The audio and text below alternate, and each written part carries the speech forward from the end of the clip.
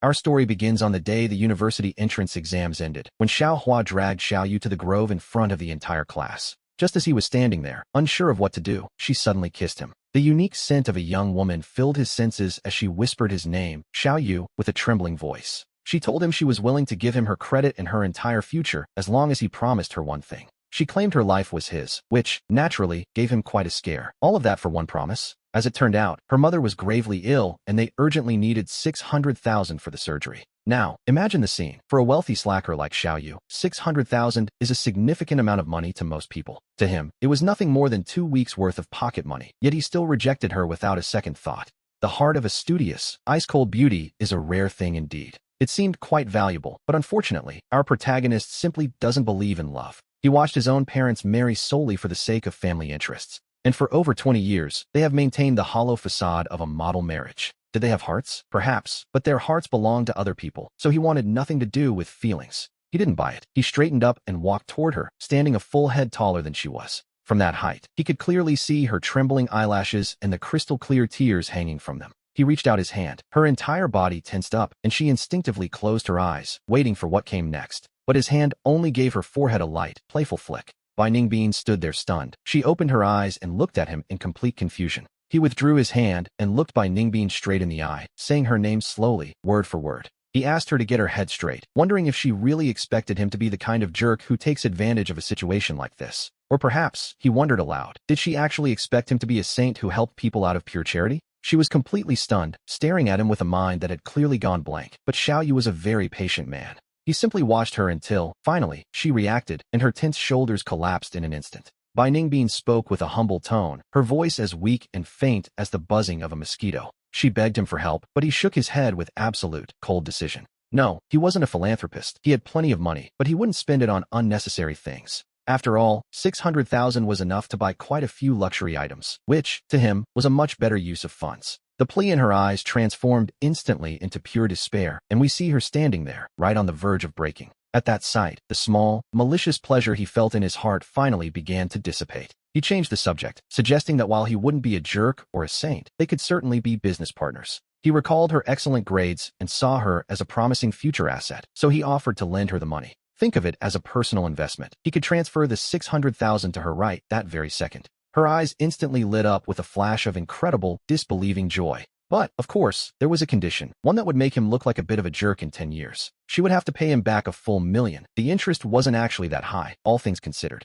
It shouldn't be difficult for her, provided she gained admission to Qingbei University during the entrance exams next month. This, he explained, was the first step to proving she actually had the potential to pay him back. And naturally, it served as the risk control clause for his little investment. She looked as though she had just grasped the very last drop of water in a desert. She nodded her head immediately, terrified that he might change his mind if she waited even a second. He simply leaves her his phone number, turns around, and walks away without another word. He doesn't even bother to check her expression as he leaves the grove, stepping out into the bright sunshine. The warmth feels pleasant, and to be honest, those 600,000 credits never really mattered to him at all. It is a trivial amount, and he knows those strict contract clauses are mostly for show, to keep strangers at bay. Otherwise, every stray soul in the city would be lining up to ask him for a loan. No matter how much wealth he possesses, he can't exactly afford to just set his money on fire like that. Spending that much just to buy the self-satisfaction of having done a good deed for the day. And, as a bonus, getting to witness the school's most popular girl in such an embarrassing situation? Well, he considers that a fair trade. After speaking with his lawyer, he sets a time and a place. He forwards the contract to Bai Ningbin, and with that, the matter is settled. We see him continue toward his original destination, a club activity room, where he glances through the window. Inside, his childhood friend Lu Rian is deep in a heated conversation with a young man who looks like a common thug. The Lu family and his own are old friends, you see, with a long history between them. Their business interests are so closely intertwined that they are practically inseparable. Because of this, he and Lu Rian have been considered close childhood companions for as long as he can remember. But the real star of the family is her sister, Lu Qingshu, a woman who seems truly blessed by the heavens. She is stunningly beautiful and, as it turns out, an incredibly tough negotiator in the boardroom. The most important thing, however, is how well she treats him, often handing him money to spend as he pleases. We are talking about millions, a dream come true for someone like him, who is essentially just waiting for life to pass by. To him, she is quite literally a walking, talking ATM, which is a rather convenient arrangement, wouldn't you say? What's more, Lu Qingshu is actually about to marry my brother. He is a bit of a hypocrite, to be honest, but they are headed straight for an engagement ceremony. In the future, she will be his legitimate sister-in-law, making their bond even tighter than before. His comfortable life of leisure seemed perfectly secure until Lu Rian started hanging around a certain thug and her grades began to plummet. She dropped right to the middle of the class, which prompted Sister Qinshu to ask him specifically to look into the situation. He knew he had to handle this. After all, when you are constantly receiving someone's money, you really ought to do something in return. He hadn't even opened the door when he collided head-on with a boy running out. The boy stumbled back, his eyes practically overflowing with a mix of humiliation and deep resentment. He recognizes him, of course. It seems this was the poor student Lu Rian had been sponsoring for some time. The boy was quite good at his studies and, by all accounts, a very honest person. Looking at him now, it's clear he has gone and fallen in love with his benefactor. But a tragic love story where the benefactor falls for a common thug instead? Imagine the drama. He simply shook his head, finding the whole situation more than a little amusing. The boy is far too young to understand that for wealthy second-generation heirs, paying for things is often just a habit, a way to signal status, and doesn't necessarily mean they are good people. If you are truly grateful, you should focus on rising up and returning the favor with actual benefits. That is what one might call having a bit of emotional intelligence. If you insist on dragging messy emotions into it, well, you are simply asking for trouble. Ignoring the boy, he quietly pushed open the door that had been left slightly ajar. Inside, we see Lu Rian chatting away with Tan Long, laughing loudly as if she hasn't a care in the world. The moment she saw him, Lu Rian's smile froze right there on her face. She immediately knit her brows, her eyes filling with a sharp mix of caution and impatience. She demanded to know what he was doing there, asking if he had also come to convince her to break up with Alone. She told him flat out not to waste his breath, as his efforts would be entirely in vain. To her, he was just a useless young master of the Jian family who couldn't even manage his own life. She asked what right he had to control her. He didn't get angry, though. He actually felt like laughing. He didn't really care, but he was curious how a girl from the Lu family, always so obedient, suddenly liked a guy like this. Lu Rian raised her voice, her tone dripping with pure disdain for his question. She asked what he could possibly understand, claiming Alone was nothing like those hypocritical rich people. In her eyes, Alone lived authentically and freely, a true rebel with a cause, apparently. She grabbed Tan Long's arm, her expression shifting into one of almost fanatical adoration. This was what she called real living, compared to the methodical, stifling life she had always known. To her, that old life was just boring, a complete and utter waste of time. Having said her piece, she turned the full force of her anger back toward him. She pointed out that Jian Xiaoyu couldn't even study well, which was a bit harsh, to be honest. She mocked him, saying that aside from being a member of the Jian family, he was absolutely nothing. She called him a complete loser, and surprisingly, he just nodded his head in agreement. He wore an expression of sudden, quiet understanding, as if a puzzle piece had finally clicked. He realized then that this was simply the classic, reckless impulsiveness of youth. Lu Rian, however, likely thought she had actually managed to convince him with her little speech. A look of smug satisfaction appeared on her face, as if she had won a great victory. Tan Long puffed out his chest too, and his expression was no longer quite so fearful. In the next second, our protagonist looked at Lu Rian with a sense of calm condescension. He asked her if she had finally woken up, causing her to instinctively take a step back. Tan Long was still trembling on the ground, his eyes filled with terror the moment he saw him. He walked toward Tan Long and asked if he didn't enjoy authenticity so much. He pressed him further, asking if he liked freedom, and told him to speak up. He asked how he felt now and if he felt free, while Tan Long sweated profusely from the pain. The boy couldn't utter a word. Lu Rian tried to pull him away, but a single look stopped her cold. He mocked the boy, asking why he was so quiet now if he was supposedly so capable. Tan Long just kept shaking, not daring to say a single word in his own defense. Suddenly, he felt bored. It seemed the boy had very little actual courage, to be honest. He wondered how someone like this could try to play the hero. Then, he grabbed the trembling Lu Rian and headed for the slums. This was a notorious place, a corner of the city where all sorts of dangerous people gathered. He pulled Lu Rian out of the car and pressed her against the wall of a filthy back alley. The overwhelming stench of urine and rotting garbage hit them both full in the face. Lu Rian gagged instantly, while he pointed toward some blonde thugs cursing at the alley's entrance. In an icy tone, he told her to look, claiming this was the rebellious spirit she admired so much. He asked her if this was real enough for her, and if it felt free enough. He threatened that if she truly liked it, he would leave her right there with them. Lu Rian turned pale with fright, clutching tightly to his arm as if her life depended on it. She was sobbing breathlessly, wondering if she had been wrong and if anyone could even hear her. She begged him to take her home, and right at that moment, out of the corner of his eye, we see him catch sight of a familiar figure. It was Tan Long. The boy was limping away, taking advantage of a momentary distraction. He had actually slipped away through the alley.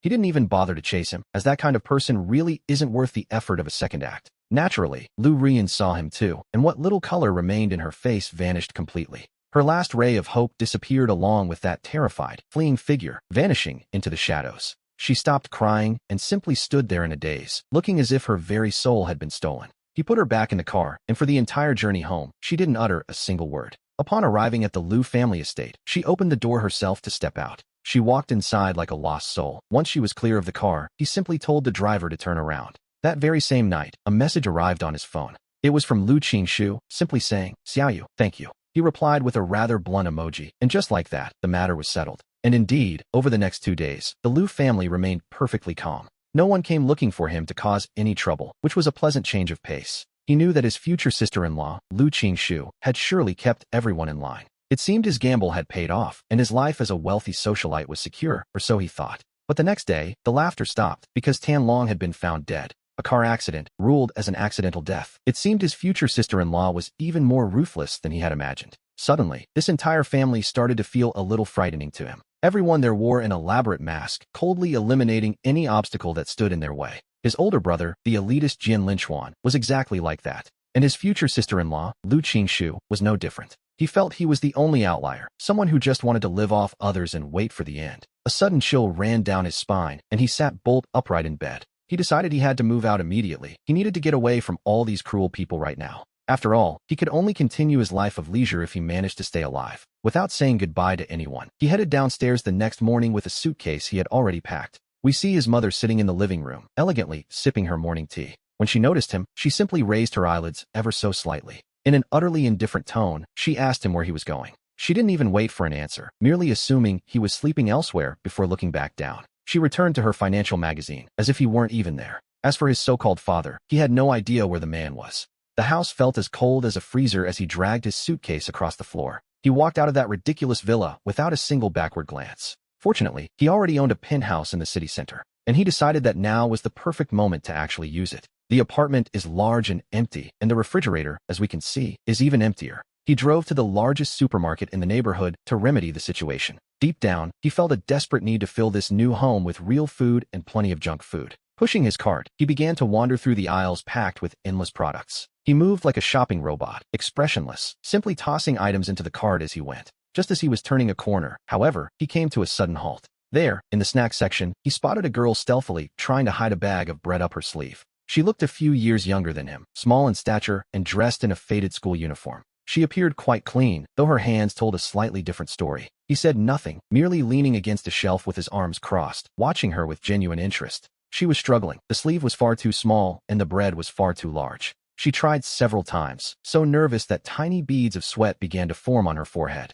Finally, she seemed to sense a presence and stiffly looked up. Their eyes met in the middle of the aisle, and he simply stared at her without saying a word. For 10 long seconds, her face turned from pale white to a deep red with visible speed. In those wide eyes of hers, we see a flash of pure panic at being caught. That panic turned to confusion, and finally, to a thick and inexpressible sense of shame. The hand holding the bread began to tremble uncontrollably. There was a soft thud as the bread slipped from her fingers and hit the floor. It was as if all her strength had vanished, and she slumped over completely with her head bowed low. She clearly wished she could hide her face in the floor, so he approached her without much grace. He leaned down, picked up the bag of bread, and tossed it into his cart without a word. Then, he began grabbing all sorts of cookies and candies from the nearby shelves, piling them in as well. In no time at all, his shopping cart had been transformed into a small mountain of snacks. He pushed the cart forward until he was standing directly in front of her. She remained there with her head bowed, her body tense, as if she were waiting for a final judgment. He reached out and gently nudged her faded canvas sneakers with the tip of his shoe to get her attention.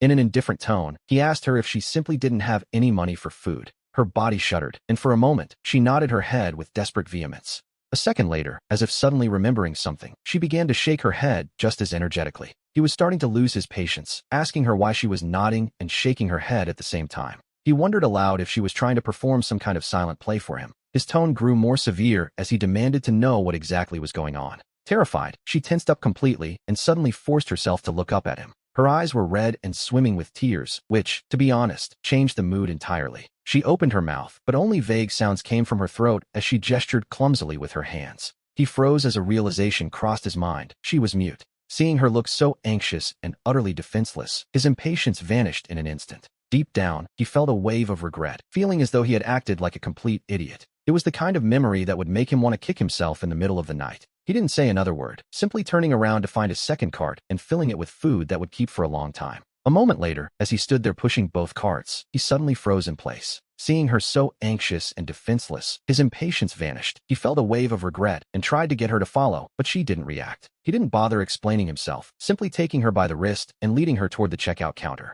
After paying for everything himself, he carried the heavy bundles while she followed behind like a little shadow, clutching the lighter bags of snacks. He loaded everything into his sports car and then told her to get inside. She hesitated for a moment, but eventually opened the passenger door and sat down, at which point he asked for her address. She took out her phone and, with her small fingers, typed on the screen for quite a while until she finally located a destination. It was an old neighborhood, tucked away on a steep slope that he would never have visited by chance. He said nothing, simply starting the engine and pulling away. Throughout the entire journey, the interior of the car remained in a state of terrible silence. She kept her head bowed low, her hands tightly gripping the hem of her worn clothes.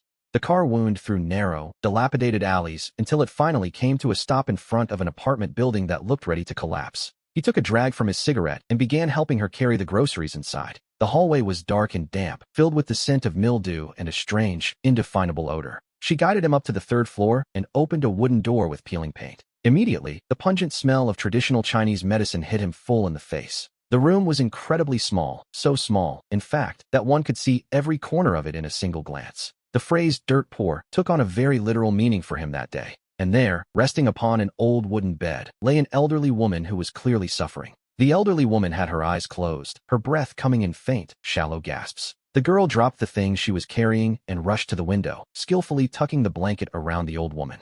Her eyes were filled with such deep concern that, in that moment, we see him finally understand. It wasn't that she lacked the money to eat. It was that every cent was being saved for her relative's medical treatment. She had likely stolen the bread because she was starving, yet refused to touch the money meant for the old woman's care. He asked himself if this was just another sob story designed to win his pity. If there was one thing he couldn't stand, it was this. After settling her grandmother, the girl approached him and gave a deep, respectful bow. Then, she picked up an old exercise notebook from the table and began writing something down in a hurry. At the top was a line of neat handwriting. "Thank you. How much did all of these things cost? I will definitely pay you back in the future." He looked at those words and felt a sudden, ironic urge to laugh. Pay him back? How exactly would she do that? By stealing again? He said nothing, of course, and simply reached for his phone. He dialed his personal assistant and spoke concisely. "Listen, call Lao Wang and have him secure a VIP room at the city's central hospital in 15 minutes. Send 2 ambulances to an apartment building on the west side of the city. I'll send you the address. All expenses are to be deducted directly from my personal account." The entire process, we note, took less than a single minute. The girl stood there completely stunned, staring at him with her mouth hanging open. In her shock, she forgot to cry, and she certainly forgot to keep writing. He realized then that something she would have to spend an entire lifetime longing for was something he could resolve with a simple, 30-second phone call. He gave the luggage bag at her feet a light, impatient kick. "What are you standing there for? Pack your things and get ready to go to the hospital." She snapped out of her daze as if waking from a dream and immediately began to pack frantically. In reality, there wasn't much to do, and certainly not much to pack. Just a few old garments washed until they were pale and a ceramic cup missing its handle. The ambulance arrived very quickly, and the professional medical staff carefully lifted the old woman onto the stretcher. From start to finish, the girl gripped the edge of his clothes with all her might. It was as if she were terrified that he might suddenly vanish into thin air. Although he felt a bit uncomfortable with the contact, he didn't push her away. Upon arriving at the hospital, we see that everything had been perfectly arranged in advance. There was a private special care room waiting, complete with 24-hour nursing staff. A team of top-tier experts immediately began their consultation without a moment's delay. He stood outside the bright, clean hospital room, watching the busy doctors and nurses inside. And there was that girl by the bedside, looking both frightened and profoundly grateful. That small, dark cloud in his heart, which had been lingering since the death of Tan Long, seemed to have dissipated a little. Spending money, it turns out, really can buy a better mood. At that moment, Kinnin reached out and tugged on his sleeve once again. She held up that tattered notebook and handed it to him with trembling hands. Inside, she had written a single question: "How can I ever repay your kindness?" He leaned against the doorframe, looking down at the girl and wondering the same thing. He told her quite simply that he hadn't asked for repayment, but this only made her more anxious. She began to write frantically in her notebook, her handwriting coming out in a series of jagged, hurried scribbles. She wrote that she couldn't possibly accept his money without finding a way to pay him back. He looked down and saw the words, "You are a good person." The faint smile at the corner of his lips deepened just a little bit more. It seems that in these times, even someone like him can be considered a good person, which is a thought in itself. Money truly can solve many things, he thought, as he gently interrupted her writing. He told her, first of all, that he was not a good person by any stretch of the imagination. And secondly, he reminded her that what he hates most in this world is unnecessary trouble. By standing there and arguing with him over this, she was, in fact, causing him trouble. She looked up, clearly confused by his rather twisted logic. And who could blame her, really? She stared at him in a daze, unsure of how to respond, while he simply looked back and sighed. He walked over without another word, took the notebook and pen from her hand, and began to write quickly. He told her to think of it as if he were buying an insurance policy for his own future. He wrote that she should study hard and, when the time comes, get into a good university. If he ever went bankrupt and ended up begging on the streets, he told her to remember to give him a meal. Once he finished writing his conditions, he handed the notebook back into her trembling hands. She stared at the words on the page for a long, long time before finally lifting her head. From those eyes, clear as spring water, the tears finally began to overflow. She didn't make a sound. She simply let the tears fall silently, one by one, onto the old exercise book. He looked away, feeling a bit awkward, and told her that was enough. She needed to stop crying. He reminded her that her grandmother still needed her care, and that whimpering simply didn't suit her. After thinking for a moment, he added a question, asking her which school she was currently attending. He decided then and there to have Old One take care of her tuition fees. From now on, he would arrange for her to receive $5,000 for expenses every month until she finished university. He warned her not to refuse, insisting that this, too, was part of his future insurance policy. Having said his piece, he didn't want to linger any longer on that tearful scene. He gave a few simple instructions and then turned around to make his exit. As he drove down the wide highway, a sudden, unexpected flash of panic washed over him. Was it actually possible for him, the second young master of the John family, to fall into poverty? He told himself it was impossible. He was merely spending money to accumulate a little merit for himself. After all, the people surrounding him were far more ruthless than the ones who came before. He felt he had to gather more good karma to ensure a lazy man like him could live in luxury forever. And then, just like that, he fell into poverty for 5 years, 5 whole years. It all started with his older brother, Jianling Chuan, a decent-looking fellow, after he got married. The truth finally came to light while our protagonist was sunbathing on a private island. When he received the phone call, he actually felt like laughing, which is a bit strange, isn't it? It was just as he expected. His brother was indecisive to the core, yet loved pretending to be a seasoned veteran. He didn't even bother to return home to witness the rest of that particular farce. In his mind, marriages within wealthy families were all pretty much the same anyway. There was no escaping those two things, it seemed, until his bank cards were frozen one after another. Every property, share, and fund in his name was emptied out overnight, a clean sweep, to be honest. After everything happened, he finally realized that something was very, very wrong. By the time he hurriedly flew back from the island, everything had already been settled. The Jian Group had already changed its family name to Liu. His father had been accused of various economic crimes, and the evidence against him was rock solid. Essentially, the man would be sleeping on an iron bed in prison for the rest of his life. His brother, Jianlin Chuan, was kicked out with nothing, and he, a useless man who only wanted to enjoy life, fared no better. He wasn't spared either. All the private savings he had gathered for over 20 years were gone. We see him standing at the door of his penthouse, staring at 2 expressionless bodyguards blocking his way. His head was spinning as he thought that if this woman wanted revenge, she certainly took it. He wouldn't have minded if she'd finished off his brainless brother, but putting his father in jail was another matter. And emptying out the entire Jian Group? What was the meaning of that? The more he thought about it, the angrier he became, wondering if he was living in some heroine's revenge drama. Had he really become nothing more than a side character to be eliminated along the way? Just at that moment, the door swung open. Lu Qingshu was sitting there, right on his favorite Italian sofa. With an elegant posture, she held a wine glass in her hand. 5 years had passed, and she was more beautiful than life itself. She was sharper and colder than before, possessing a powerful aura that made it difficult to even breathe. She saw him, set down her wine glass, and offered a smile that was, strangely enough, quite kind. "Xiao Yu, you've returned," she said, but he remained silent, simply staring her down. She stood up and began to walk toward him, closing the distance step by step. She reached out to touch his face, whispering for him not to look at her that way. He told himself he didn't want this and pulled away, but she didn't seem bothered at all. She withdrew her hand and remarked slowly that his brother was simply too stupid for his own good. She had given him a chance, she claimed, but unfortunately, he hadn't known how to appreciate it. Lu Qingshu waved her hand dismissively, tilting her head with a playful expression as she watched him. "So," he asked, "is that your excuse for destroying my entire family?" She paused, and with a touch of mockery, noted that things were different now. He had wronged her first, after all, making her revenge entirely justified in her eyes. She didn't need a husband anymore, and as she spoke, she took an aggressive step closer to him. "Xiao Yu," she asked, "would you be interested in staying with me?" She promised to care for him just like before, a statement that made him laugh until he nearly cried. He wiped his eyes and told her that her words made him suspect she was the one who sent him away. The smile on her face finally froze, only for a fleeting second, but he caught it nonetheless. And in that moment, the very last shred of hope in his heart completely vanished. It was clear now, this woman was truly dangerous, a soul lost to her own madness. She was someone who would stop at nothing to achieve exactly what she wanted. He stopped smiling, looked at her with an expressionless gaze, and slowly raised his middle finger. The very last trace of a smile on her face vanished as well. What replaced it was a cold, icy indifference that seemed to chill the room. Calling him ungrateful, she waved her hand dismissively, not even bothering to look at him anymore. Two bodyguards stepped forward immediately, lifting him up like a helpless chicken from both sides. And just like that, he was brutally thrown out of what used to be his own home. Standing there in the empty hallway, he couldn't help but scoff at the absurdity of it all. He told himself that if he had actually believed her nonsense and decided to stay, he likely wouldn't even know how he died once she eventually grew tired of him. Deep down, he knew he couldn't beat her. After all, even his cunning father had been deceived by her. Why should he try to fight her when his only real skills were eating, drinking, and having fun?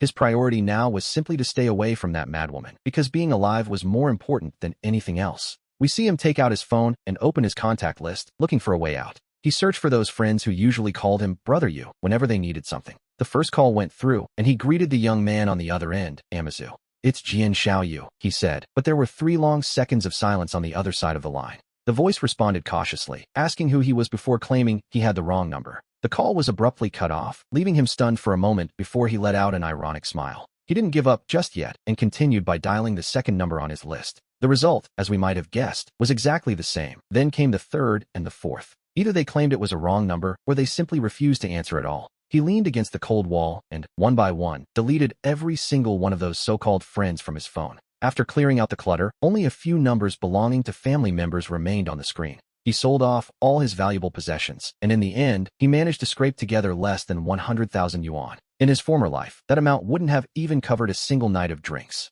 Now, it was everything he owned. He wandered aimlessly through the streets until, without realizing it, he found himself back at his apartment building. He couldn't help but let out a bitter smile. No, he told himself, it would be better to find a restaurant. Perhaps a place like Ross, where the bar is low and they provide both food and a place to stay. After all, he had already enjoyed more than 20 years of luxury. Perhaps that was enough. He walked with his head down, lost in his own calculations. Suddenly, he walked directly into a soft embrace. A faint, fragrant scent reached him, and his first instinct was to offer an apology. He looked up and was suddenly met by a pair of clear, bright eyes. It was a girl with a delicate face, someone he had encountered on the street before who looked somewhat familiar. Try as he might, however, he couldn't quite remember where exactly he had seen her, but she clearly recognized him. He could see it written all over her face. The moment her eyes met his, they suddenly filled with an indescribable sense of joy and relief. She opened her mouth as if she wanted to say something to him. But, as if realizing something, she simply pulled a mobile phone from her pocket and began typing rapidly. The screen read, "Mr. Jian, do you remember me?" He stared at those words, Mr. Jian. To be honest, there aren't many people who would care to remember him these days. He examined her closely, and slowly, fragments of old memories began to piece themselves together. Suddenly, he realized who she was, feeling a small jolt of genuine surprise. 5 years ago, that trembling figure in the supermarket, the girl caring for her grandmother in a ruined shack, it was her. Her eyes lit up instantly in a surprising way, and she began to nod her head vigorously. We can see that her joy was almost overflowing from those clear, bright eyes. He was still quite confused and asked how she ended up there, so she began typing quickly again. She handed him the phone, and the screen read, "I saw the news. About the Jin family. I was very worried about you. I figured you might come back here, so I've been waiting since yesterday." In that moment, he felt as if something had struck him directly in the heart. During the 24 hours since he was kicked out, she had been at this apartment building he could no longer enter. As she guarded an uncertain possibility in the clumsiest way imaginable, an absurd and complex emotion arose within him. While his so-called friends were busy distancing themselves, this young woman he had nearly forgotten remained.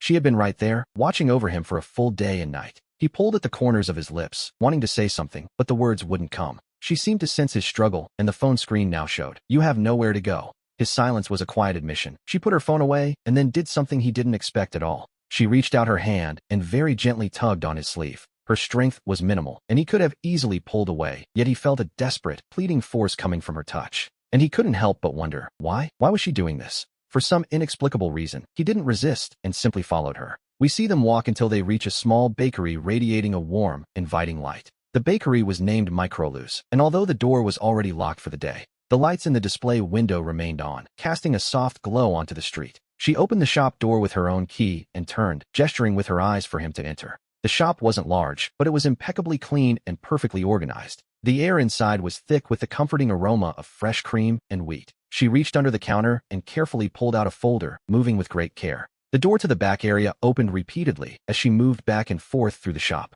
She continued her busy preparations, moving in and out of the workspace with purpose. Finally, she settled at the reception desk and looked up at him, her eyebrows raised in expectation. He wondered why things were this way. His mind was full of thoughts, yet he felt strangely reckless. The work ahead was a beastly competition, yet deep down, he felt like a mere instrument in a larger story. A potential hatred for everyone simmered within him, making him feel lost in this deceptive, sugary world. Faced with these trials, he felt the hatred returning, as if trapped in a modern-day nightmare. Accepting what felt like a natural form of charity, he took a piece of bread and took a bite. Though the taste couldn't compare to the high-end delicacies he once knew, it offered a rare sense of security. He asked if they were still hiring. The girl was momentarily surprised before a brilliant smile blossomed across her face, and she began to nod her head vigorously. And just like that, his previous, confused life came to a definitive end. And so, the second half of his life would become inextricably linked to this tiny shop called Microlus. His new boss was the same young mute woman he thought he would never cross paths with again.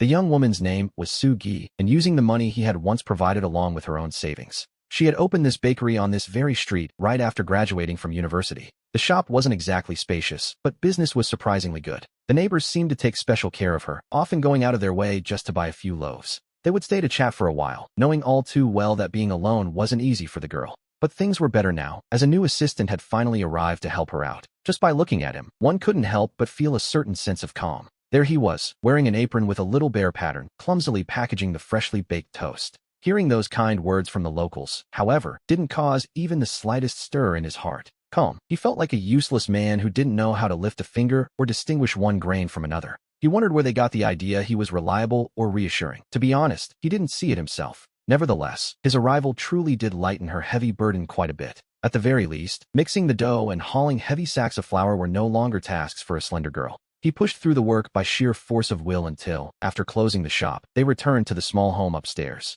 If his previous residence was described as extreme, this place was something else entirely. Here, one could say the poverty was so bare it felt as though only the walls remained. The space held a dining table, 2 chairs, a sofa, and a tiny room partitioned off by the balcony. That was his bedroom, smaller than the bathroom in his old villa, yet he slept more soundly than any night in 20 years. There were no calculations here, no hypocrisy. In the air, there was only the soft aroma of wheat rising from the shop below. He was learning how to be a normal person, even learning how to sweep without letting the dust cloud his mind. He was also learning how to cook porridge using a pressure cooker, which was a challenge in itself. Once, he accidentally used salt instead of sugar, creating a pot of red beans that was incredibly salty. Sugi took a bite, and though her little face wrinkled up like a ball, she didn't spit it out. She simply drank a large glass of water in silence before picking up a pen to write in her notebook. "The flavor is very special," she wrote. "Perhaps next time you could use a little less sugar." He looked at her serious expression, feeling a mix of frustration and a sudden urge to laugh at the absurdity. He gently took the bowl away from her and threw the rest into the trash.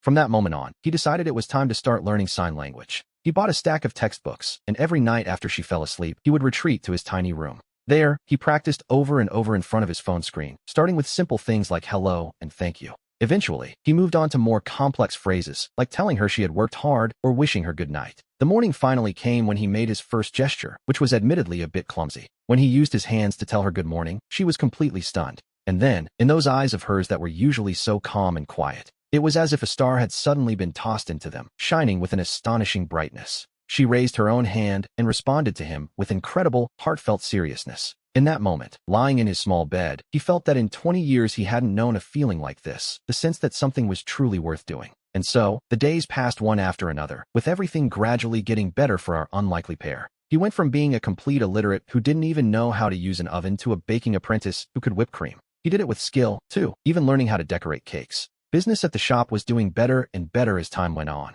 They even bought the shop next door and expanded the entire space. His bank account once again held a significant sum, not a small amount, and certainly enough to move out and rent his own apartment. Many times he wanted to bring this up with Sugi, but the words would reach his lips only for him to swallow them back down. Moving out, finding a new place to live, deciding what to eat. Being alone is just so incredibly boring. And besides, she was just a young girl. Life wasn't exactly easy for her either. He told himself he could still be of help, inventing a dozen different reasons in his head to justify staying.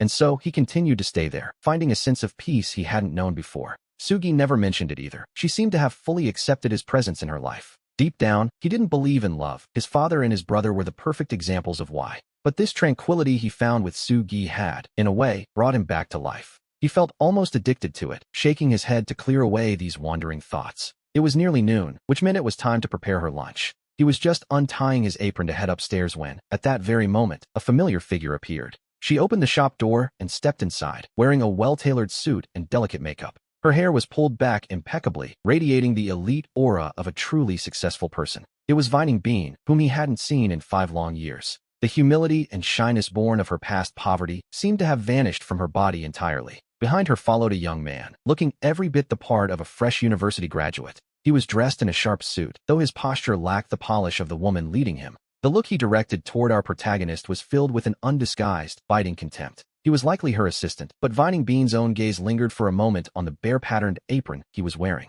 We see her eyebrows knit together in a nearly imperceptible frown of disapproval. However, she quickly regained her composure and flashed a polite, professional smile. She asked how he had been after all this time, and he simply nodded back in a quiet greeting. He didn't stop untying his apron. She seemed to want to ask something else, but decided it wasn't appropriate. Finally, she pulled a check from her bag and pushed it across the counter toward him. She explained it was for $1 million, noting that they were still a few years away from their 10-year agreement. But now that she had the means, she wanted to settle her debt and pay him back early. He glanced at the amount on the check, picked it up, and tucked it calmly into his pocket. He thanked her, feeling it was only what he deserved, though he'd never actually expected to see that money again. The male assistant standing behind her watched him accept the money so readily. To be honest, the look in the young man's eyes became even more scornful than before. Vining Bean quickly adjusted her expression, her eyes scanning the modest little pastry shop. Eventually, her gaze came to rest back on his face. It was a look he knew all too well, one he had seen many times before. It was filled with a sort of condescending pity as she mentioned she'd heard about his family's recent troubles.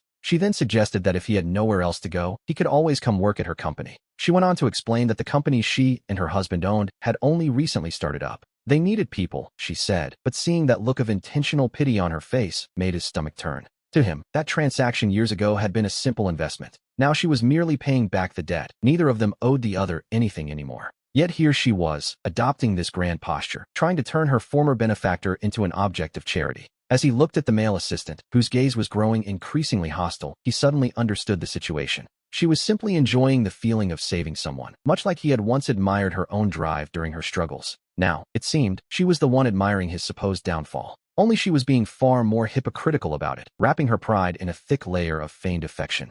He responded coldly, telling her that such an offer was entirely unnecessary. He insisted he was doing just fine where he was, causing the smile on Vining Bean's face to freeze for a moment. She urged him not to be angry, claiming she knew exactly what kind of life he had been leading before. He interrupted her then, his tone sharpening with a clear note of impatience. He repeated that it wasn't needed. Finally, she stopped insisting, a touch of bitterness clouding her beautiful face. She relented, saying that since he had made his decision, she wouldn't force the matter any further. But just as she turned to leave, her personal assistant took a deliberate step forward. He extended his hand with practiced attentiveness, slightly flexing his arm for her to take. Vining Bean naturally leaned toward him, offering a smile that seemed meant only for the two of them. In that exact moment, he picked up his phone with total indifference and quietly pressed the shutter. The angle was perfect. In the photo, the assistant's hand nearly touched her waist as she smiled back at him. Anyone who saw her would never have guessed that such an expression was meant for a mere subordinate. He simply raised his phone and gave a casual wave, wishing them well as they departed. Then, within a matter of minutes, he managed to find her husband's public email address online.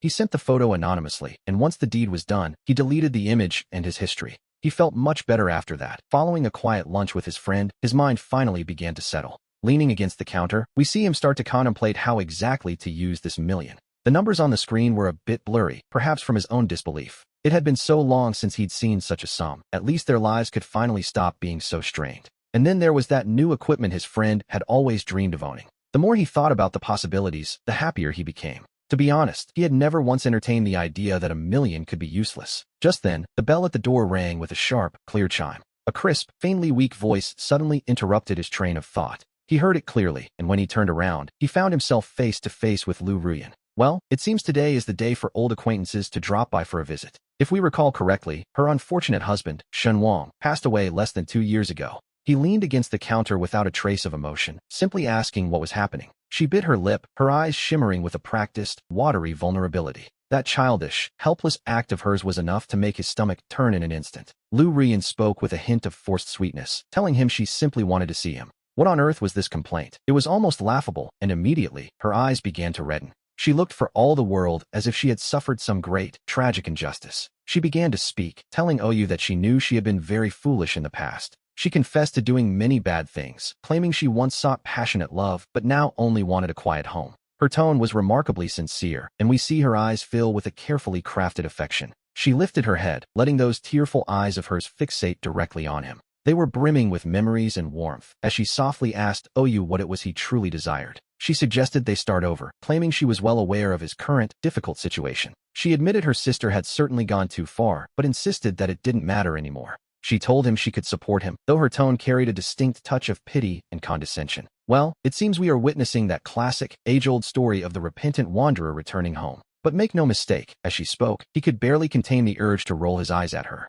His thoughts drifted back to a few years ago, returning to a memory he knew all too well. Her wedding to the then-poor student, Chen Wan, had been a grand and deeply moving affair. At the altar, she had wept, declaring him the light of her life and the happiness she had to hold on to. At the time, he had been standing below the stage, simply watching that poor fool. Overwhelmed by the sheer drama of it, he had only one thought: this marriage would soon be in ruins. Sure enough, less than 2 years later, Lu Rian grew bored as the initial passion began to fade. The marriage eventually settled into the mundane, everyday worries of a normal life. Naturally, she grew tired of him, and then came a timely arrangement that worked quite well in her favor. The moment they were together, Lu Rian grew bored, and the moment she grew bored, she looked for an exit. Fortunately, that poor boy wasn't entirely useless. He held evidence against Lu Rian in his hands, fully intending to defend himself. And then, he died. We know, of course, that such coincidences rarely exist in this world. Behind that tragedy, one could likely find the hand of his sister-in-law, Lu Qingsu. Truly, he looks at Lu Rian, who is still performing this passionate little scene right in front of him. The smile at the corner of his mouth only grows wider as he watches her. He asks her directly if she really believes that all men are such idiots. The expression on her face freezes instantly. He reminds her that her husband's funeral was quite an elegant affair. He speaks slowly, mentioning he saw her on the news, weeping so inconsolably it was heartbreaking for anyone watching. It's a pity, he adds, that he saw someone just like her at a hotel door that night, entering an elevator with a handsome stranger. Lu Rian's face turns pale. He notes that the handsome man also fell from a building shortly after. He takes a step forward, asking if she isn't tired of all this. Looking into her trembling eyes, he asks if she doesn't feel disgusted wearing a mask every day. She stumbles back until she hits the doorframe, shaking like a leaf. She claims he is talking nonsense, but her rebuttal is weak. She could never allow herself to lose her composure, not with the character she plays. That mask of hers has been worn for so long it's practically stuck to her face. Finally, he simply tells her to get out. She looks as if she's been struck by an arrow, staggering away while being ignored. The shop finally returns to its natural state of peace. He lets out a long sigh, feeling as though he's finally expelled 5 years of bad luck. Just then, Su Wei comes downstairs with a bowl of dessert. He approaches and hands over the bowl, his eyes silently asking what had just happened. He looks into Su Wei's clear eyes and smiles. Using somewhat clumsy sign language, he signals that he is perfectly fine. A sweet smile blooms on Su Wei's face as the warm sunlight spills through the window. From that day on, he stopped paying attention to that old social circle. He broke contact with them completely. Now, he only wants to live well with Su Wei, managing their little shop and waking up at 5 every morning.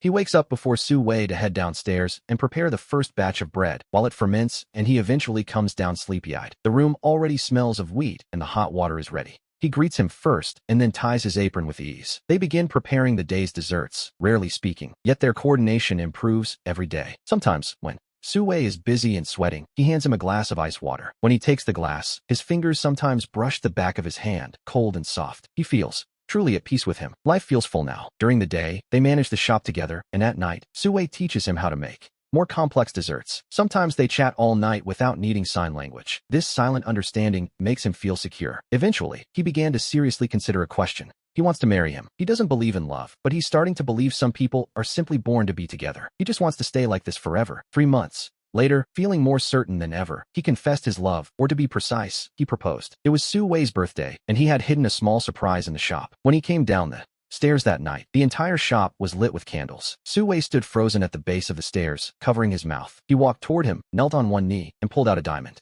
ring. He told Su Wei he didn't know how to say beautiful things or believe in empty promises, but he wanted to be with him and keep this shop open until they couldn't. walk anymore," Su Wei cried, tears falling like broken beads. He nodded vigorously and then reached out his hand for the ring. The ring was a little large, as his hands were so thin, but he clenched his fist tightly so it wouldn't fall off. He hugged him, smelling the faint fragrance in his hair, suddenly feeling that the 20-plus years of his life had all been a preparation to meet him. Their wedding was very simple, not a grand affair, inviting only the neighbors and a few classmates and friends he still kept in touch with. He wasn't thinking about appearances. He just wanted to give Su Wei a decent wedding. The day before, he went to the barber to tidy up and bought a proper suit. They chose Su Wei's wedding dress together, and when she tried it on, she truly glowed. He stood outside the fitting room, looking at her reflection in the mirror, suddenly feeling it was all a bit surreal. This girl, beautiful as an angel, was actually going to marry him. Everything went perfectly on the wedding day. Su Wei's grandmother had improved significantly and attended the wedding in a wheelchair. The old woman took his hand and said in a weak voice, "Thank you for taking care of our Su Wei."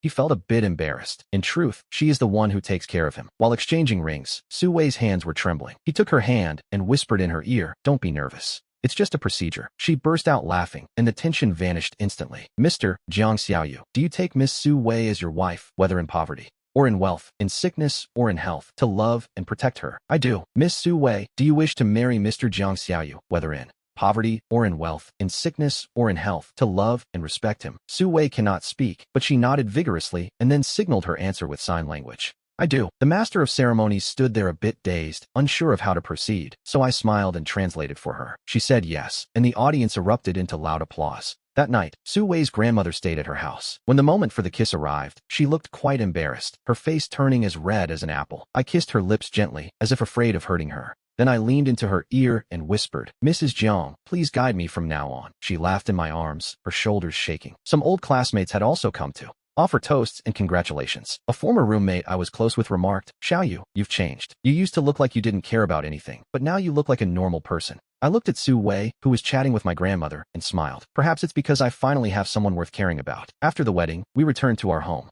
Upstairs, everything was the same, though there were a few more flowers and gifts from the ceremony. Su Wei took off her wedding dress and changed into comfortable clothes for the house. She was in the kitchen preparing a late-night snack for me. I stood in the doorway, watching her busy figure, and suddenly felt a deep sense of satisfaction. This is the life I want, just two people living a simple life. She brought the snack over and saw me lost in thought, so she waved her hand in front of me. "What are you thinking about?" "I'm thinking about you." Her face turned red again. She hit me shyly and then wrote in her notebook, "Jiang Xiaoyu, we are married now. Do you have any regrets?" I shook my head. "I don't regret it." "And you?" "I don't regret it either. It just feels a bit surreal, like a dream." I reached out and pinched her cheek. "Does it hurt?" She covered her face and looked at me, then wrote, "This isn't a dream. Besides, I love you." When Su Wei wrote those words, her fingers trembled slightly under the dim light. Her eyelashes looked like butterfly wings soaked by the rain. I stared at that line of text, and my heart felt as if something had struck it with great force. It wasn't the racing heart of a youthful confession, nor the vain satisfaction of spending money, but a sharp, dull ache wrapped in an unprecedented sense of tranquility.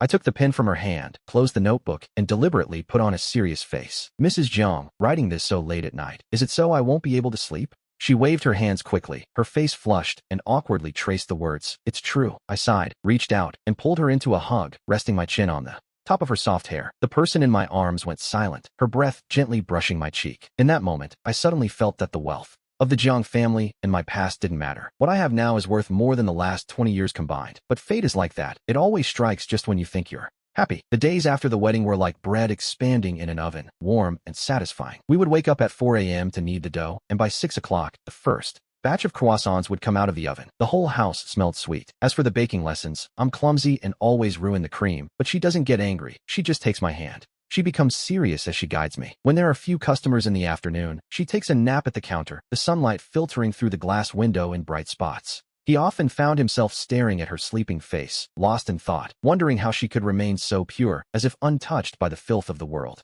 But trouble has a way of finding people. One rainy night, as they were closing, several drunks burst in, led by a local thug named Brother Kian. Kian had come to collect protection money before, only to be chased off with a broom. Now, he was back, kicking over a plant at the entrance in a drunken rage. He shouted for the mute girl to come out. Su Wei, who was counting the day's earnings, looked at Jiang Xiaoyu in a panic, and he quickly pushed her behind him. He grabbed a rolling pin, warning the man he was looking for trouble. Kian just smirked, showing yellow teeth, and mocked him for thinking he was still a big shot. The thug joked about the wedding, claiming they only wanted a celebratory drink, while his men leered at Su Wei with disgusting, wandering eyes. Jiang Xiaoyu gripped the rolling pin until his knuckles turned white. Qian stepped forward, mocking his protective stance, and the stench of alcohol filled the air. He threatened to shut the shop down for good. Suddenly, Sue stepped out from behind her husband, holding a box of fresh cookies, trying to offer them a peace offering. She forced a smile, gesturing for them to eat. It was a heartbreaking sight. She truly believed, in her innocence, that kindness could dissolve such deep-seated malice. Qian slapped the box to the floor and reached for her wrist. That was the breaking point. Jiang Xiaoyu exploded, swinging the rolling pin with everything he had.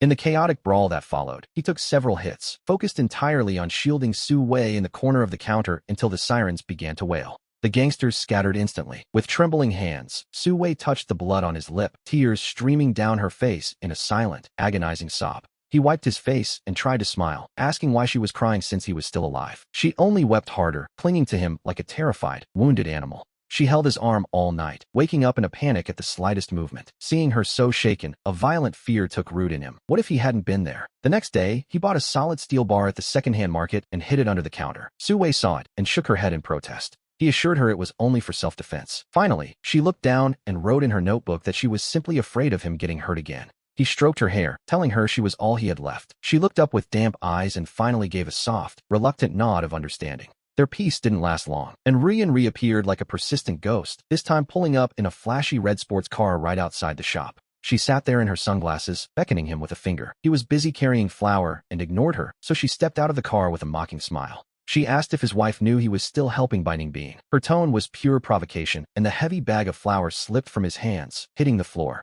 The bag hit the ground, kicking up a cloud of white dust. Su Wei heard the noise and came running out of the shop, looking at us with utter confusion as Lu Ruyan removed her sunglasses. Her gaze swept over Su Wei's body with blatant contempt. She mocked the poor girl for following a useless man who could only provide a miserable wedding. Jiang Xiaoyu clenched his fists until his veins throbbed. He told Lu Ruyan to shut up, but she only laughed, asking if he was afraid. She reminded him that back then, he seemed to enjoy the feeling of handing out charity to those who begged him. She accused him of faking his current devotion. Su Wei didn't understand the words, but she could feel the tension in the air, and she gently pulled at the corner of his clothes with worried eyes. Taking a deep breath to suppress his rage, he turned to signal Su Wei to go back inside. She hesitated, refusing to move, but then Lu Ruyan suddenly pulled out her phone. She played a recording. It was by Ningbin's tearful voice from the past, promising to give him her heart and everything she had, as long as he could promise her one thing. Su Wei's face turned pale instantly. She looked at her husband and then at Lu Ruyan, her lips moving as she tried to speak, but as we know, no sound could come out. Lu Ruyan put the phone away, satisfied. She told Su Wei that Jiang Xiaoyu wasn't a good person, claiming he only helped by Ningbin to enjoy the misery of others. She suggested his help was just a whim. Losing all control, he lunged toward her to try and snatch the phone away, but Lu Ruyan was too quick for him. She screamed and scrambled into the car, locking the doors before speeding away. Only Su Wei and Jiang Xiaoyu remained, standing together in the settling dust. She lowered her head. Her shoulders were trembling slightly. When he reached out to touch her, she instinctively flinched away, a small movement that felt like a literal stab to his heart. After closing the shop that night, the atmosphere was suffocating. Su Wei kept her back to him while fixing the bed, refusing to look at him. He finally forced her to face him. He asked if she believed those words. With tears streaming down her face, she wrote in her notebook, asking if what the woman said was true. He sighed and decided to tell her everything. He explained how he had rejected by Ningbin and the nature of their old contract. He admitted he wasn't a saint, but swore he never used tricks with her. She remained silent. Just when he thought she would never speak to him again, she slowly began to sign. She was afraid that one day, he would simply lose interest in her. She feared he wouldn't love her anymore. Her fingers trembled as she signed that she had nothing else in this world except for him. A sharp pang of guilt shot through him. He told her she was all he had, too. That night, they held each other close like two wounded animals licking their wounds, but Lu Ruyan's words remained like a thorn in Su Wei's heart. She became painfully sensitive. If he was 10 minutes late, she grew anxious. If a female customer spoke to him for too long, she would quietly withdraw into the shadows. He noticed the change, but didn't know how to fix it. Then, one night, he woke up to find her side of the bed empty. He found her curled up in a corner of the balcony. She was weeping silently under the moonlight. He approached and hugged her from behind. Her body tensed before relaxing against his chest as he prepared to tell her the whole truth. I told her the story of my father and mother, of my brother and Lu Quinsu, revealing the rot beneath that family's luxurious facade. Before, I didn't believe in love. I thought everything was just an exchange of interests, but she was different. Her tears made me feel that life could still hold some humanity. She raised her head in the moonlight, and her eyes were like black crystal submerged in water. She reached out, slowly tracing my eyebrows, my eyes, the bridge of my nose, and finally stopping at my lips. Then she leaned in, and kissed me very, very softly. It was a pure kiss, devoid of desire, like the first snow falling on the palm of one's hand. I froze for a moment, and then I kissed her back. In that kiss, something melted away. The thorn Lu Rian had planted was quietly removed, and life returned to a calm state, though we know a crisis always lurks in the shadows. One afternoon, an unexpected guest arrived at the shop. 5 years later, Lu Quinsu looked even more majestic, dressed in a custom-made suit that was entirely out of place in our narrow bakery. She brought no bodyguards and was alone, but when her gaze fell upon Su Wei, it held a cold, scrutinizing edge. "Is this the life you chose?" she asked. She mocked him for huddling in a place like this, playing house with a mute girl. He quickly pulled Su Wei behind him, telling her that if she had something to say, she should just say it. She called him childish, as she always did, and mentioned she'd found something interesting regarding his little wife's origins. Su Wei gripped his arm tightly as Lu Quinsu slowly opened her bag. She pulled out a yellowed photo and slid it toward them. In the picture was a young couple. The man's eyes looked a bit like Su Wei's, and the woman held a baby. "Your grandmother didn't tell you, did she?" she said to Su Wei with a cold smile. She revealed that her parents didn't die of an illness, but in a car accident, and the person who killed them was named Jiang Yishan. "Your father was driving drunk, you know," she added. The air froze instantly, and a buzzing sound echoed in his head as he struggled to stay upright. Su Wei stared at the photo, her face as pale as paper. Lu Quinsu stood up, looking down at them. "Jiang Xiaoyu, your father killed her parents, and now you feign love and marry her? How ironic." He roared for her to be quiet, but his voice was trembling. Lu Quinsu leaned in close to Su Wei's ear and whispered, "Brother, can't you guess? He's only doing this out of guilt. That's why he's good to you." After saying that, she turned and left as if she had never appeared, leaving behind only a hellish silence. Su Wei didn't move, looking as if her soul had been snatched away. He reached out to touch her, but she recoiled as if she'd received an electric shock. Her gaze was empty and strange. He begged her to listen, to let him explain that he didn't know, but Su Wei suddenly pushed him away and ran upstairs, slamming the door shut. He chased after her and began to knock desperately, but there was no response. After a while, a piece of paper was slid under the door. On it were just a few trembling words, "Leave me alone." That night, he sat outside the door until dawn. There wasn't a sound from inside the room, but he knew she wasn't sleeping either. On the following day, Su Wei didn't come down to open the shop. He prepared some oatmeal and took it to her, but found the door was still locked. The third and fourth days were exactly the same. She locked herself away, staying in that room without food or water. The bomb Lu Quinsu dropped had utterly shattered the small world they had built together. While she remained shut in the attic, he paced the small shop like a caged beast. Flour bags lay scattered, and baking trays held the burnt remains of cookies from days ago. The air hung heavy with the sour, fermented scent of despair. Countless times he wanted to run upstairs and break down that thin door, but every time he saw the crack beneath it, and the notes she passed him, written in increasingly illegible script, his hand would lose its strength and fall. He feared his presence might be the final straw. This sense of helplessness was deeper than when his own family collapsed. Back then, he could at least feel rage and leave with a suitcase, but now, he felt he didn't even have the right to be angry. The blood of the responsible party ran through his veins. Lu Quinsu had found his weakest point and destroyed it. On the night of the 5th day, a muffled sound came from the attic, like the whimper of a small animal, followed by the dull thud of something hitting the floor. Caring for nothing else, he used the spare key to rush inside. Su Wei was slumped by the bed, her face ashen and her lips cracked and dry. Beside her lay an overturned glass of water. It seemed she had tried to drink, but lacked the strength even for that. Her body had finally reached its limit. In the dead of night, it felt as though she might slip away at any moment. He tapped her face with trembling hands, and slowly, her eyelids flickered open. Her gaze was empty, fixed on his face without any focus. In that moment, he was terrified she would leave him before he ever had the chance to make amends. Like a madman, he ran downstairs to warm some rice porridge, mixing it with lukewarm water. He gently pried her lips open and fed her, spoonful by spoonful. After half a bowl, he brought warm water and a towel to gently clean her haggard face and her cold hands and feet. Throughout it all, she was like a doll, allowing him to move her as he wished. Only the occasional tears sliding from the corner of her eye proved she was still alive. He tucked her back into bed. He lay down beside her, fully clothed, hugging her tightly through the quilt. He didn't dare sleep, fearing that if he closed his eyes, she would vanish. With a trembling, hoarse voice, he whispered into her ear. He spoke of how he had lived for 20 years without ever intending to hurt anyone, yet he bore his father's sins. He told her that if killing him would ease her hatred, he would give her the knife right then. He pressed her hand against his heart, begging her not to punish herself.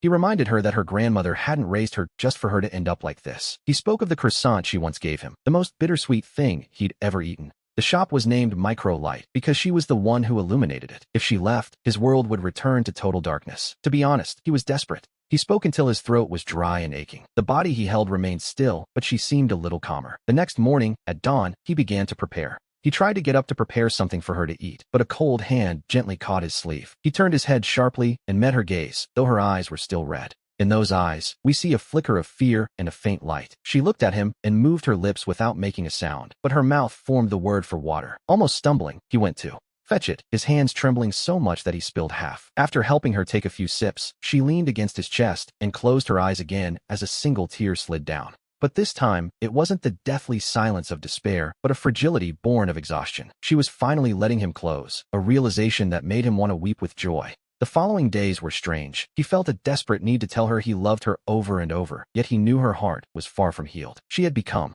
unusually quiet, even more so than before. She continued helping him run the shop, but she moved slowly, often staring blankly at the potted plants facing the river. At night, she would still wake up with a start, and all her expressions were limited to simple gestures. He knew that thorn was still buried deep in her heart. Lu Quinsu's words had acted like a poison, corroding every bit of trust she had in their relationship. To be honest, the damage was extensive. She began to unconsciously avoid his touch, pulling away whenever he reached out. When he brought her food, she would stare at it for a long moment before finally accepting it. At night, when he wanted to hold her close as they slept, she would turn away, her body stiff and rigid. This deliberate distancing was more suffocating than any argument they could have had. He understood, of course. She was struggling, re-examining everything they had built together. His help, his marriage proposal, everything was now under a shadow of doubt. His love, she wondered if it was all just a belated attempt at atonement, a way to pay off the debt of his father's sins. Then, on an afternoon much like any other, an old woman who usually bought whole wheat bread tremblingly handed them a thick envelope, saying they were special cookies her son had sent from abroad.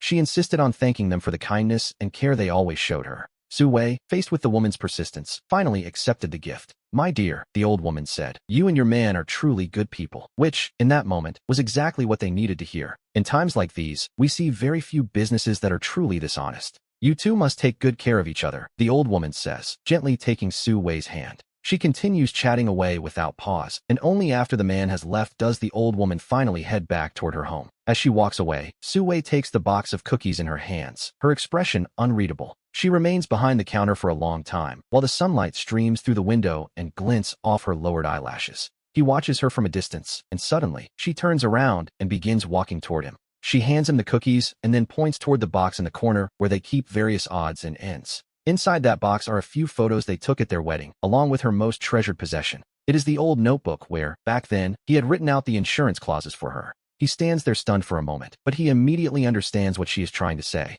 He steps closer, pulls the notebook from the bottom of the box, and carefully brushes off the dust. He hands it to her, and she takes the notebook, opening it to the very last blank page. She picks up a pen and, with a quiet focus, begins to write. Her hands are still trembling slightly, but her handwriting is slow, deliberate, and careful. "I dreamed of my parents," she writes. "They were in a very bright place, smiling at me. It seems they don't blame you." After writing this, she pauses for a long, heavy silence. The ink bleeds slightly into the paper as she hesitates, and then she continues writing. "I was thinking, if you were only kind to me out of guilt, then why, when I stole that bread, did you only look at me with impatience? You didn't feel pity. You simply made a call because you wanted to solve a problem. And why, when I agreed to marry you, did you stand there stunned for so long until your ears turned bright red?" She looks up, her eyes brimming with tears, filled with an immense confusion and just a tiny glimmer of hope. She isn't questioning him. Rather, we see her silently pleading for an answer. It is an answer that might finally allow her to escape from this long nightmare. As he looks at her, he feels as if a soft hand were tightening its grip around his heart.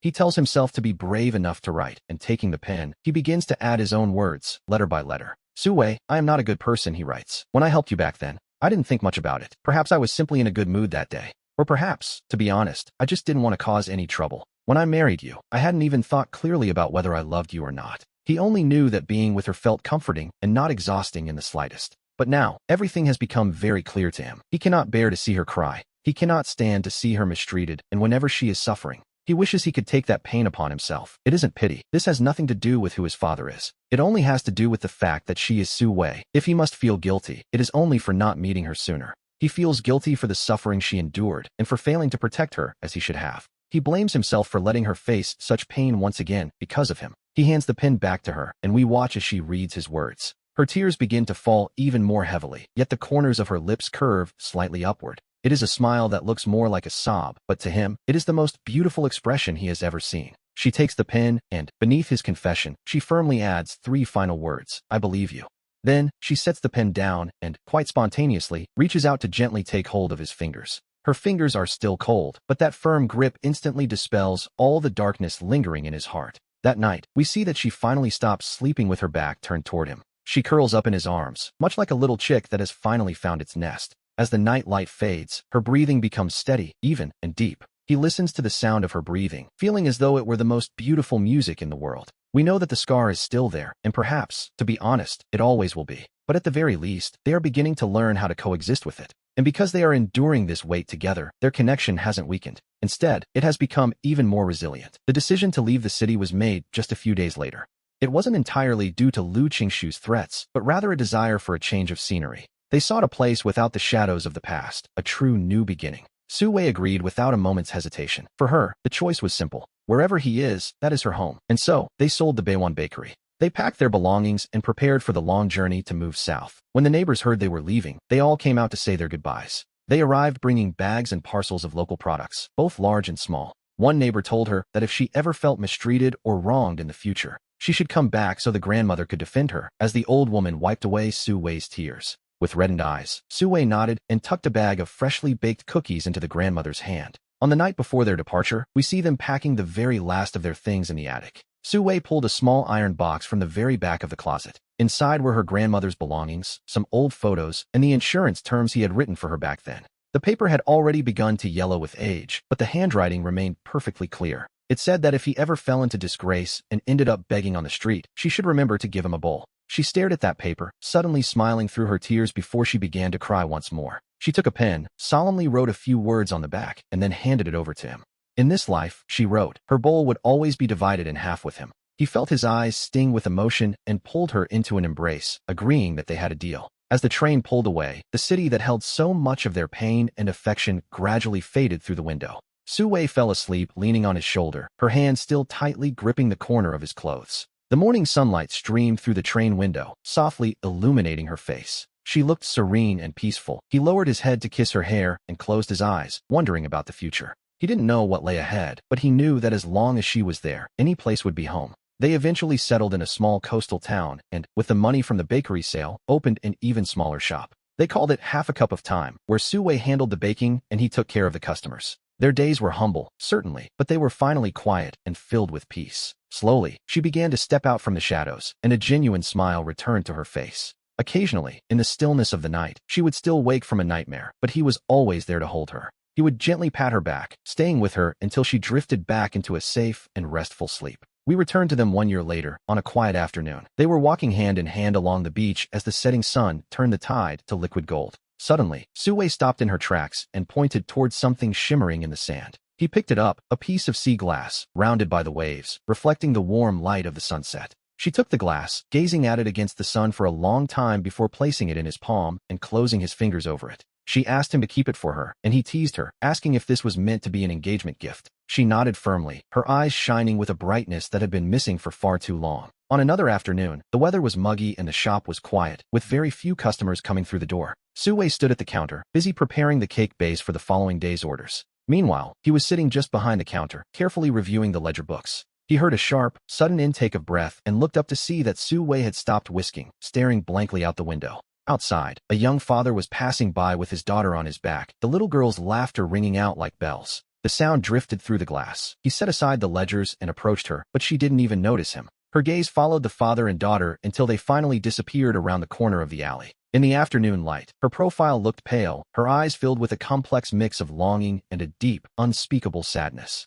He gently touched her arm, and she snapped back to reality, offering him a forced, fragile smile. She shook her head, insisting that nothing was wrong, and then quickly looked back down at her work. She began beating the batter in the bowl with renewed intensity, as if she were trying to drive a ghost away. He knew exactly what she was feeling. Deep down, she was thinking of her own parents. She was mourning the childhood she should have had, one filled with laughter and the presence of a family. It was a void in her life, a quiet deficiency that, sadly, could never truly be made whole. Lu Qingshu's words remained like a poisonous thorn, even on the brightest, sunniest days. They would wound her when she least expected it. Later that night, after the shop had closed, we see them sitting on the small back steps, simply enjoying the cool sea breeze. The waves broke softly against the shore, while the lights of fishing boats flickered in the distance. He finally broke the silence, his mind lingering on their home, and asked if they should go see them. Her body tensed ever so slightly. She raised her head and looked at him with a flicker of doubt. He clarified his meaning. He wanted to take her to see her parents. He spoke the words with some difficulty, knowing exactly where the cemetery was located.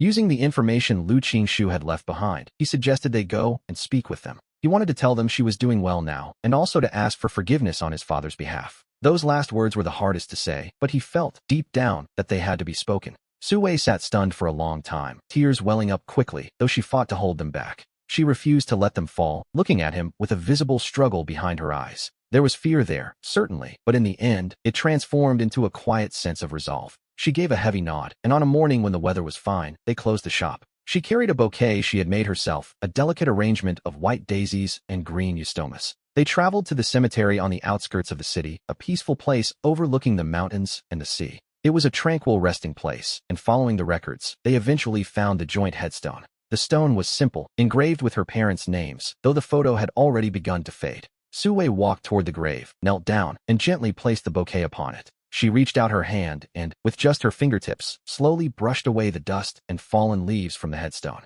Her movements were as gentle as if she were touching a dream from long ago. She didn't cry. She simply cleaned in silence, the sunlight illuminating her focused profile with a tranquility that felt almost sacred. Jian Xiaoyu stood a few steps behind her, lost in his own memories of times spent with his parents for a long while. Eventually, she stood up, turned toward him, and gave him a small gesture with her hand. He stepped forward and stood by her side, both of them facing the grave together. The sea breeze drifted past, ruffling their hair and the edges of their clothes as they stood in the quiet. Su Wei looked at the headstone, then at him, and finally raised her hands to speak. She began to use sign language very slowly, as if every single gesture carried the weight of her heart. She was expressing her deepest sincerity, telling them, "Dad, Mom, this is Jian Xiaoyu, my husband," she signaled, before taking a brief, thoughtful pause. Taking a deep breath, she continued to sign, telling them that he is also very good to her. "We have our own little shop called Half a Cup of Time, and our life is very peaceful." She signaled that she was very satisfied, even though they both knew the truth of the past. Her signs became a bit heavier, yet remained firm as she acknowledged that it had been a terrible accident. She wanted them to know she understood it wasn't Xiaoyu's fault and that he and his father are two very different people. At that moment, she turned her head to look at him. Tears finally began to fall in silence, but with a smile touching the corners of her lips, she continued addressing the stone. "So please, don't blame him, and don't worry about me. I am very happy now." Truly, seeing her use sign language to defend him was more than enough to heal all his old wounds. We see him watching her, moved by her strength, as the camera pulls back to reveal the vastness of the landscape from 500 meters above. He looked at her, seeing the weight she had carried, and realized just how much she had endured while protecting their shared world. Deep down, he felt an immense gratitude, promising her parents that as long as he lived, he would never let her suffer again. He spoke every word slowly, straight from the heart, knowing that while words can be light, they were the only promise he could offer. After that, they took each other's hands and began the walk down the cemetery hillside, where Su Wei seemed extraordinarily relaxed. It was as if he had finally dropped a heavy burden he'd carried for years, even pointing out wildflowers and suggesting they make natural pigments. From that moment on, we notice a subtle change in Su Wei. That lingering mist in his eyes seemed to have finally vanished. His smile became brighter and more honest as he began to plan a future with her, discussing which flowers to plant by their door. They talked of saving money to expand the shop, and he even suggested that, perhaps in the future, they might adopt a child. She knew that visit to the headstone wasn't just for his parents. It was a formal farewell to a past they could not change. And so, they chose how to face the future, pouring out the bitter memories to make room for something much sweeter. To that remaining space, they added understanding and the sweetness Su Wei created with his own hands, savoring the life they had left. One day, after closing the shop, they sat on the beach to watch the sunset turn the sea into a shimmering, golden red. Su Wei rested his head on her shoulder and suddenly traced some words into her palm, not sign language, but a message written with his fingers. He wrote, "Half a cup of time, full of joy," and as she brushed back his hair, she knew their story had finally found its peace.